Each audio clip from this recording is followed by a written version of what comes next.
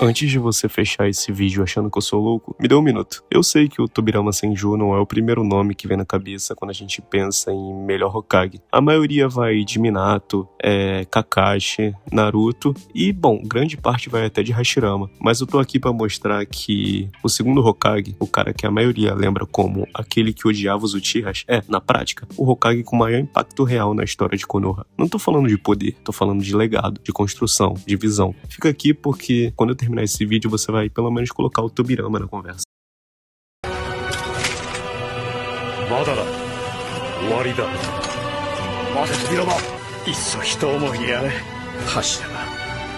E aí pessoal, tudo bem? Aqui é o Gus e, bom, hoje trazendo um vídeo pra vocês de Naruto, né? Furando um pouco a bolha dos nossos vídeos, sendo análise de animes e etc. E trazendo um dos personagens bem icônicos da saga Naruto, que, bom, pra mim é o melhor Hokage, Tobirama, e hoje eu vou explicar meus pontos pra vocês.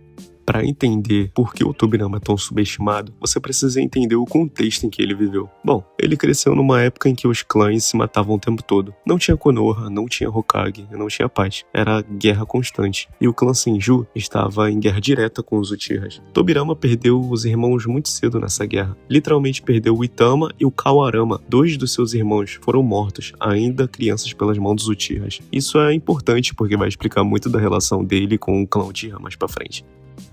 E também vai mostrar que o ódio que ele parecia ter não era irracional, era trauma de guerra. Mas mesmo assim, quando o irmão dele, Hashirama, propôs paz com Madara Uchiha, Tobirama foi junto. Ele engoliu o orgulho, engoliu o trauma e ajudou a construir Konoha. Isso por si só já diz muito sobre o personagem em si.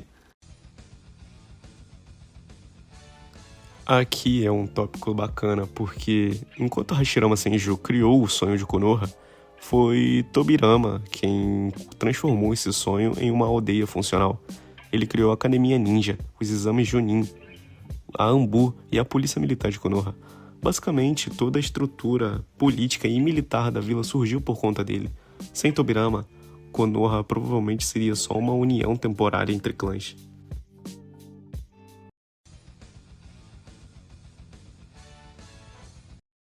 Antes dele, não existia hierarquia organizada. Dentro da vila, era um bando de ninjas poderosos sem ordem clara. Tobirama criou o sistema de ranqueamento que existe até hoje, e que é a espinha dorsal de como Konoha funciona. A Força de Operações Especiais da vila, criada por ele, Tobirama, o aparato de segurança e inteligência que protege o Hokage e executa as missões sensíveis, tudo isso saiu da cabeça de Tobirama. E bom, com certeza vocês lembram dos trajes dos ninjas da Anbu, daquelas máscaras. E acho que quando a gente fala em Anbu, vocês lembram nitidamente do Itachi e do Kakashi saindo em missão. O sistema de missões pago. Sabe quando o time 7 pega uma missão D ou C e recebe Ryo por isso? Bom, foi Tobirama que inventou. Ele transformou Konoha numa economia funcional, onde ninjas eram contratados por clientes de fora. Isso deu sustentabilidade financeira à vila. Aquele lugar onde Naruto, Sasuke e Sakura estudaram antes de virar Genin, sabe? Tobirama fundou. Antes disso, o treino era pesado e era passado dentro dos clãs de forma fechada. Ele democratizou o acesso ao treinamento ninja. Hashirama fundou a vila, mas, bom, foi Tobirama que fez ela funcionar. Além disso tudo que eu disse pra vocês, ele era um ninja absurdo, não apenas em combate, mas estrategicamente. Tobirama criou técnicas que mudaram completamente a história ninja, como, bom, o Edo Tensei e o Hiraishin, aprimorada futuramente por Minato. E diferente de muitos personagens superpoderosos, ele não dependia de destino, de profecia ou de poderes herdados absurdos. Tudo que ele conquistou veio da inteligência, análise e experiência em guerra.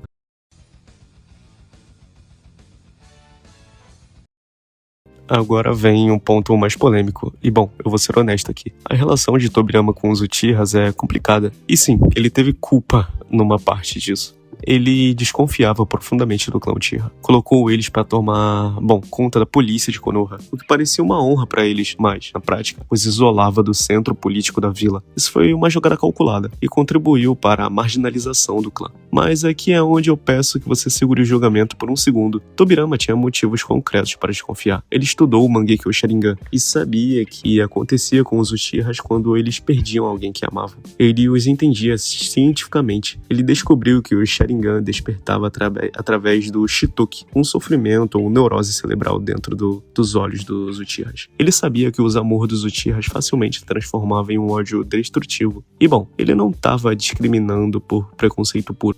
Ele estava agindo em cima de uma análise errada nas consequências, mas não sem base.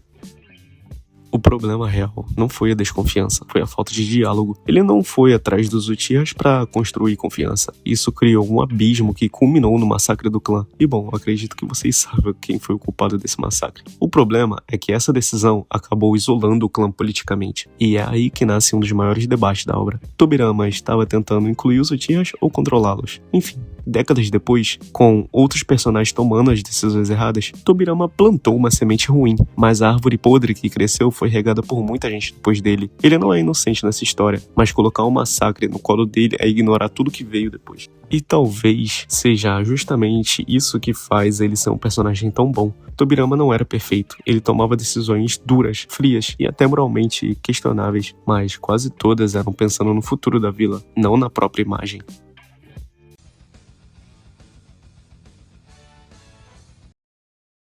E acho que aqui é onde a maioria quer saber, certo? O título do vídeo. Então por que eu coloco o Tobirama como o melhor Hokage? Não é porque ele é o mais poderoso, não é porque ele é o mais carismático, porque com certeza ele não é, mas porque nenhum outro Hokage construiu tanto com tão pouco reconhecimento. Hashirama foi o fundador, necessário, lendário, insubstituível, mas Hashirama sozinho era uma força da natureza sem estrutura. Minato foi brilhante e morreu jovem demais para mostrar tudo o que poderia fazer. Hiruzen ficou muito tempo e deixou problemas acumularem. Tsunade reconstruiu o caos. Kakashi foi, de transição. Naruto ainda está escrevendo sua história. Tobirama pegou uma vila recém-nascida, cheio de clãs, com histórias de guerra entre si, sem nenhum sistema funcionando. E em pouco tempo criou uma fundação que sustentou Konoha por gerações. Cada Hokage que veio depois governou em cima de que Tobirama construiu. Cada Genin que entrou na academia passou por uma instituição que ele criou. Cada missão paga usou um sistema que ele inventou. O legado de Tobirama está em todo lugar de Konoha. Só que ninguém para enxergar porque ele não é o herói simpático da história. E talvez seja exatamente por isso que ele seja o mais importante.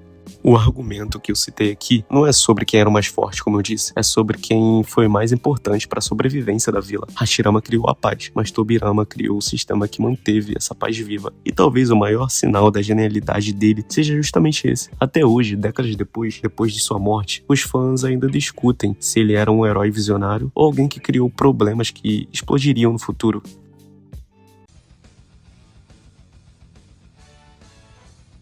E é aqui onde acontece a sua maior tragédia. A morte de Tobirama Senju é uma das mais simbólicas de todo Naruto, porque ela resume perfeitamente quem ele era como Hokage. Alguém disposto a carregar sozinho o peso mais cruel para proteger a vila. Durante a Primeira Guerra Ninja, Tobirama estava em uma missão ao lado de seus alunos e companheiros de elite.